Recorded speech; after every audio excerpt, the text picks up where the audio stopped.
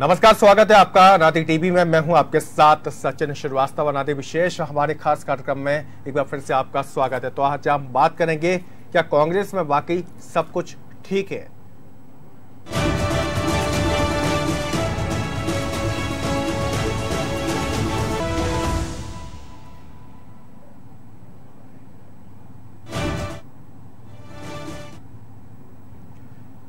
समझ पर संग्राम, क्योंकि कांग्रेस में क्या वाकई सब कुछ ठीक है? अगर हाँ तो फिर ठीक है, लेकिन नहीं तो फिर ये कांग्रेस के लिए चिंता का विषय है, क्योंकि लोकसभा चुनाव आने को है और कांग्रेस को मिशन 20 पर काम करना है। लेकिन सरकार के मंत्रियों में आपसी तालमेल नहीं है। मंत्री आपस में ही वार पलटवार कर रहे हैं। मामला सदन में दिए बयान को लेकर है। सदन में वन मंत्री उमंग सिंगार ने नर्मदा किनारे किए गए वृक्षारोपण, जो कि पिछली सरकार ने किया था, पूर्ववर्ती सरकार को उसमें क्लीन चिट के अधीन उन्हें नसीहत मिलनी शुरू हो गई। पूर्व मुख्यमंत्री दिग्विजय सिंह ने कड़े शब्दों में प्रतिक्रिया दी, तो वहीं पीडब्ल्यूडी मंत्री सज्जन वर्मा ने तो ये तक कह दिया कि मंत्रियों को पढ़कर आना चाहिए। वहीं इस पर पलटवार करते हुए वन मंत्री उमंग सिंगार ने कहा, मुझे पढ़ना आता है। दूसरा, माननीय वन मंत्री जी ने जवाब दे दिया कि नर्मदा किनारे जितने भी पेड़ लगाए गए सही लगाए, कोई भ्रष्टाचार नहीं हुआ। अरे मैं 3100 किलोमीटर चला हूँ जनाब, आप कितने किलोमीटर चले हैं जरा पता लगाइए। बहुत बड़ा भ्रष्टाचार हुआ है। क्या जरूरत है माननीय मंत्री जी को भाजपा को डिफेंड करने की? देखिए, ऐसा है, पहली बात तो मंत्रीगणों को पूरा पढ़ना चाहिए। मतलब मैं उन पर वो नहीं उठा रहा हूँ, क्योंकि आपकी चैनल अभी दिखाने लग जाएगी कि सज्जन वर्मा ने नसीहत दी मंत्रियों को। पढ़ना चाहिए कि अधिकारी जो जवाब बना रहे हैं, कोई अधिकारी भगवान थोड़ी कि जो उसने लिख दिया और वही हम बोलेंगे। हमारा विवेक भी तो है, हमारा अध्ययन भी तो है। उस विवेक और उस अध्ययन के आधार पे हमको बहुत सारी बातें तो ट्रेनिंग दी जाएगी क्या सर मंत्रियों को? दे रहे हैं, दिग्विजय सिंह जी दे रहे हैं ट्रेनिंग। कल जो जवाब दिया था, आधा अधूरा पढ़ के अगर कोई बयान दे वो जाने। अगर पूरा प्रश्न का उत्तर पढ़ लेते, उसी के अंदर निर्देश दिए स्पष्ट है परिशिष्टिका के अंदर, मुझे नहीं लगता है कि अलग से आवश्यकता है। देखिए, अब माननीय के बारे में क्या कहूँ, वो कुछ भी बोल सकता है। मैं कहना चाहूँ, अगर वो भी प्रश्न का जवाब पढ़ लेते तो ये स्थिति ऐसा है। 15 साल से मैं विधायक हूँ, कागज पढ़ना मुझे भी आता है। देखिए,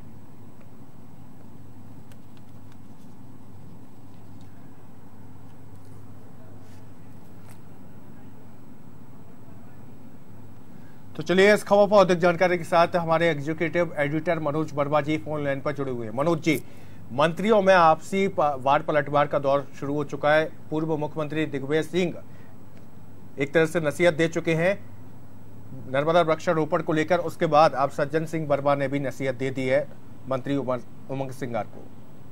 देखिए, निश्चित रूप से, क्योंकि कमलनाथ मंत्रिमंडल की हम बात करें कि वो कहने को कमलनाथ मंत्रिमंडल है, लेकिन जो मंत्री हैं वो कोई दिग्विजय सिंह के खेमे का है, कोई कमलनाथ के खेमे का, कोई ज्योतिरादित्य सिंधिया के खेमे का।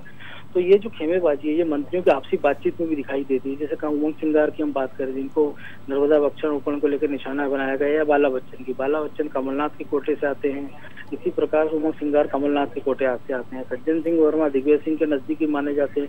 तो जिस प्रकार से दिग्विजय सिंह ने कल हमलावर रुख अपनाया था, जिसके बाद दोनों मंत्रियों को बैकफुट पे जाना पड़ा और सफाई देना पड़ेगी कि ना तो उन्होंने मंदसौर गोलीकांड में कोई क्लीन चिट दी है, ना ही नर्मदा वृक्षारोपण में कोई क्लीन चिट दी है, और इसकी जांच कराई जाएगी। तो निश्चित रूप से आज जो सज्जन सिंह वर्मा ने जिस प्रकार का बयान दिया, तो एक प्रकार से उन्होंने दोनों मंत्रियों पर निशाना साधा। हालांकि उमंग सिंगार ने भी पलटवार किया और साफ तौर पर कह दिया कि उनको पढ़ना आता है, लेकिन ये तलखी हमको लगातार जब जैसे से दिन बीतते जाएंगे हमको लगातार देखने को मिलेगी। आज हमने सदन में भी देखा है, जो पूर्व मंत्री और विधायक है केपी सिंह, उन्होंने अपनी सरकार की मंत्री विजय लक्ष्मी साधो को चिकित्सा विभाग के मामलों में घेरा और साफ तौर पर कहा कि मंत्री को कोई जानकारी नहीं है, वो सदन में कुछ और जानकारी देती है, मुझे लिखित में कुछ और जानकारी देती है। इसी प्रकार जब मंत्री ने कहा कि इस मामले की जांच कराई जा रही है, तो उन्होंने दो टूक शब्दों में कहा कि कमिश्नर ने भर्ती की थी और एडीएम लेवल का अधिकारी जांच कर रहा है। यानी कि साफ तौर पर जो मातहत अधिकारी है वो अपने से ऊपर से अधिकारी की जांच कैसे करेगा। उसमें विधानसभा अध्यक्ष को इंटरफेरेंस करना पड़ा और ये कहना पड़ा कि आप मंत्री जी और आप दोनों मिलकर मामला निपटा ले। तो निश्चित रूप से जैसे विधायकों के तेवर है और मंत्रियों के तेवर है, तो वो एक दूसरे के, कांग्रेस के ना होकर वो एक दूसरे को मान के चलते हैं कि ये फलाने गुट का, ये फलाने गुट का है, और उसी प्रकार से उनकी बातचीत में सब चीजें नजर आती हैं। जी बिल्कुल, एक तरफ से देखा जाए यहाँ तो बीजेपी को बैठे बैठे मौका भी मिल रहा है, आराम से खुश हो रहे होंगे बीजेपी। तो देखिए निश्चित रूप से बीजेपी के लिए जो स्थिति पहले जो बाबूलाल गौर असहज स्थिति पैदा कर देते थे, वही स्थिति आप सज्जन सिंह वर्मा है या केपी सिंह है, वो लोग पैदा कर रहे हैं। दूसरी एक बात है कि कांग्रेस संख्या बल में जब बीजेपी सत्ता में थी तो उनकी संख्या बल काफी कम थी। आज की स्थिति में ये है कि सत्तारूढ़ और विधायक विपक्ष दोनों लगभग बराबर की स्थिति में है, और बीजेपी के बारे में कहा जाता है कि वो सत्ता में रहते हुए विपक्ष की भूमिका में रहते, और अब तो विपक्ष की भूमिका में है। और ऐसे में उनका काम अगर सत्ता पक्ष के विधायक या मंत्री कर रहे हैं तो उनके लिए निश्चित रूप से खुश होने की बात तो है ही। जी बिल्कुल। मनोज जी, अगर बात की जाए तो जैसा कि इस सदन में कुछ और बोला जाता है, उसके बाद बाहर कुछ और बोला जाता है, और वहीं पूर्व सीएम दिग्विजय सिंह ने भी नसीहत दी, अब मंत्री ने भी पलटवार किया, तो ऐसे तो कंफ्यूजन की स्थिति पैदा होगी कि भाई पहले क्या बोला, सदन में आप बोल चुके हैं, उसके बाद बाहर कुछ और बोल रहे हैं, तो जनता के बीच में संदेश भी अच्छा नहीं जाएगा। निश्चित रूप से, क्योंकि अगर बीजेपी कांग्रेस के कई सारे विधायक और मंत्रियों का यही कहना था कि अगर दिग्विजय सिंह या किसी भी नेता को कोई नसीहत देनी है तो उनको सार्वजनिक रूप से मीडिया में कहने की बजाय, वो इतने बड़े नेता हैं कि वो फोन लगा के पर्सनली कह सकते हैं कि आपने इस स्टैंड गलत लिया है, आप इसको ठीक करिए या इस पे करिए। तो बोले जिस प्रकार से, लेकिन अगर वरिष्ठ नेता सार्वजनिक फोरम पे इस तरह की बात करेंगे तो नीचे के जो कार्यकर्ता या विधायक या मंत्री है तो उनको भी एक तरह से शेयर मिलती है, और वो भी इस तरीके से वो अपनी बातें रखने के लिए, खासतौर से कांग्रेस में तो वैसे भी कहा जाता है कि वहाँ जो भी होता है वो बीजेपी की तरह नहीं होता कि चोरी छुपके कर लिया, किसी को भनक न लगे। वहाँ के जो नेता विधायक का कार्यकर्ता वो चौड़े धाड़े बात करते हैं, और ऐसे में अगर बड़े नेता इस तरह का, जैसे कि हमने दिग्विजय सिंह को देखा, इसके बाद जब कमलनाथ ने ट्वीट किया और उसके बाद भी जो स्थितियां बनी, अब आज खुद ही जो कमलनाथ ने अपने जो विभाग के उत्तर दिए हैं उद्योग विभाग को लेकर, जिसमें जब बीजेपी के ऊपर आरोप लगाते रही थी पूरी कांग्रेस और मुख्यमंत्री कि मध्य प्रदेश में जितनी भी GIS हुई, ग्लोबल इन्वेस्टर समिट, उनमें कोई भी निवेश नहीं आया, न किसी को रोजगार मिला। लेकिन आज जो सरकार ने जो प्रश्न के जवाब में उत्तर दिया उसमें साफ तौर पर माना है कि GIS में निवेश भी आया है, 1 लाख लोगों से ज्यादा लोगों को रोजगार भी मिला है, और जो उद्योग खुले उनमें से 9 बंद भी हो चुके हैं। तो कुल मिलाकर अभी यह है कि मंत्रियों ने दवा छूट, हमसे कई मंत्रियों ने चर्चा में, विधायकों ने, मंत्रियों ने कहा भी कि जब मंत्रियों से गलती हुई तो सार्वजनिक रूप से दिग्विजय सिंह ने डांट लगा दिया, मुख्यमंत्री ने ट्वीट कर दिया। लेकिन अब जबकि मुख्यमंत्री ने अपने विभाग की ओर से जो सवाल जवाब दिया है और जिसमें साफ तौर पे जो उनका स्टैंड था उसके विपरीत जो चीजें निकल कर आई है, तो इसके लिए आखिर जिम्मेदार कौन है? तो कुल मिलाकर बात यही है कि जो एक बात निकल कर आई है कि जो अफसर आई है, जो बीजेपी सरकार में कहा जाता था कि अफसर जो चाहते थे वो सरकार करती थी, और इस सरकार में वही चीज देखने को मिल रही है। जी चलिए मनोज जी, मैं आपको रोकना चाहूंगा, हमारे साथ बीजेपी के प्रवक्ता प्रवीण नापित जी फोन लाइन पर जुड़ चुके हैं। नापित जी, बहुत बहुत स्वागत है आपका अनादि टीवी में। प्रवीण जी जी प्रवीण जी, बात की जाए तो मंत्रियों में आपस में वार पलटवार का दौर चल रहा है। नर्मदा वृक्षारोपण मुद्दे को लेकर उमंग सिंगार जो कि वन मंत्री है, उन्होंने सदन में कुछ और कहा, उसके बाद नसीहत मिल जाती है, और अब मंत्री सज्जन सिंह वर्मा का बयान आता है कि मंत्रियों को तो पढ़कर जाना चाहिए, अधिकारी उन्हें गुमराह कर देते हैं। क्या कुछ कहेंगे आप? देखिए, विधानसभा में जब भी जो बोला जाता है तथ्य लेके तो कमलनाथ जी जाएंगे नहीं, है तथ्य कांग्रेस कमेटी से आएंगे नहीं। तथ्य तो जो प्रशासन उपलब्ध कराएगा उसी पे मंत्री बोलेगा। तो मंत्री ने वही बोला। अब ये कह रहे हैं पढ़ के जाए, तो उमा सिंगार काफी समय से विधायक जी ना, जमुना देवी जी से बची थी, तो इनको सोच के वार करना चाहिए। मुझे लगता है ये पॉलिटिकल वार कांग्रेस के अंदर ही कांग्रेस को उठाया जा रहा है। अब ये जो साहब बोल रहे हैं वो इनका जो विभाग की दी, इन्हें अपने विभाग में आज तक कोई बैठक नहीं दी, कोई उन्होंने काम नहीं किया, कोई रोड मैप नहीं है, कोई उन्होंने कुछ अच्छा सोचा भी नहीं कि आगे क्या होना चाहिए, या गर्मी में है कौन सी सड़क रहेगी। तो ये अपनी बात तो कह नहीं रहे हैं, ये दूसरे का देख रहे हैं, और दूसरे को देख के कम से कम उन्होंने सोच लगा होगा दिग्विजय सिंह ने डांटा तो हम भी डांट दें, तो और ऐसा होगा नहीं, और इसकी जो क्रिया की प्रतिक्रिया लगातार बढ़ती जाएगी। जी, वहीं उमंग सिंगार जी ने भी पलटवार कर दिया है कि मैं 15 साल से विधायक हूँ, मुझे पढ़ना भी आता है। हाँ, मैंने कहा है कि क्रिया की प्रतिक्रिया अभी तो उन्होंने संयमित ढंग से दी है, वरना उमंग सिंगार के तेवर सबने देखे हैं, और अच्छा हुआ कि उन्होंने संयम दे दी, तो वो अब क्या बोलते हैं, वो तो उनका अपना मामला है। मुझे लगता है चलिए प्रवीण जी, लेकिन एक बात होते हैं, विपक्ष को ऐसे आराम से मुद्दे मिल रहे हैं, विपक्ष को कुछ ज्यादा करना नहीं पड़ रहा है, तो आप तो बड़े खुश होंगे। यानी कि नहीं, देखिए, किसी के तवे पर रोटी हम नहीं कहते। राजनीति की दृष्टि से हम जो बात सच्ची होती है, जैसे कमलनाथ ने कहा कि 50,000 हमने कन्या विवाह के लिए दिया, हमने रचनात्मक काम था उसका स्वागत किया। हम कभी किसी के लिए ऐसा भी नहीं अनावश्यक कि जैसे पहले जब भी उद्योग कोई भी घराने आते थे चर्चा करती थी, ये सारा का सारा विपक्ष चिल्लाता था कि मध्य प्रदेश में अत्याचार है, ये है। हमने कभी नहीं कहा, हम हमेशा सकारात्मक और जो भी रचनात्मक काम है वो करते रहते हैं। तो ये इनका काम है, अभी अपने मंत्रियों को नहीं छोड़ा, क्योंकि आदत में है ना कांग्रेस की, ये तो मास पार्टी है। अब कांग्रेस की तो आदत है, जो आदत है वो काम किया जाएगा। कुछ लोग खुश हो रहे हैं कि सिंधिया जी उत्तर प्रदेश चले गए, कुछ लोग यही कह रहे हैं कि सिंधिया जी की पत्नी लड़ेगी। अब इससे थोड़ी हम कुछ कहते हैं कि कौन लड़ेगा कौन नहीं लड़ेगा। लक्ष्मण सिंह का अपना ट्वीट आ रहा है, वो अपने बेटे को लड़ाना चाहते हैं, दिग्विजय सिंह को पछाड़ देना चाहते हैं, और उनकी पत्नी भी है लक्ष्मण सिंह जी की, उनका भी ट्वीट आता है। अब ऐसी बातों के लिए भारतीय जनता पार्टी अपना समय खराब नहीं करेगी जी। वहीं देखा जाए कुछ दिन पहले तक भाजपा के सामने यही मुसीबत थी। बाबूलाल जी कुछ ना कुछ बयानबाजी ऐसी कर जा रहे थे कि कुछ ना कुछ होता जा रहा था, लेकिन अब कांग्रेस के सामने ऐसी मुश्किलात का सामना करना पड़ रहा है। तो आपको एक तरह से देखा जाए सेफ साइड घोषित कर रहे होंगे। बाबूलाल गौर जी ने कह दिया था, मैं तो बुलाता नहीं हूँ, मेरे घर ये लोग आ जाते हैं। अब आ जाते हैं तो कहीं बात का बतंगड़ बन जाता है। उन्होंने खुद खुले, हम पार्टी ने जब कहा कि भाई ऐसी सब नहीं, मैंने नहीं कहा।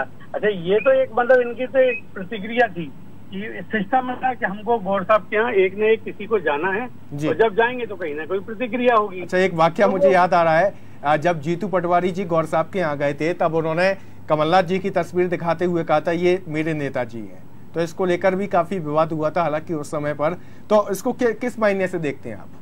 देखिए, जिस जीतू पटवारी को शर्म आना चाहिए, जिस रतलाम नीमच वाला जो आंदोलन था जिसको वो लीड कर रहे थे, और लीड करते हुए वो राहुल गांधी को मोटरसाइकिल तक पे लेके आए, और जिस गाली वाले शब्दों का ऑडियो पूरे इलेक्ट्रॉनिक मीडिया में था, सबने देखा।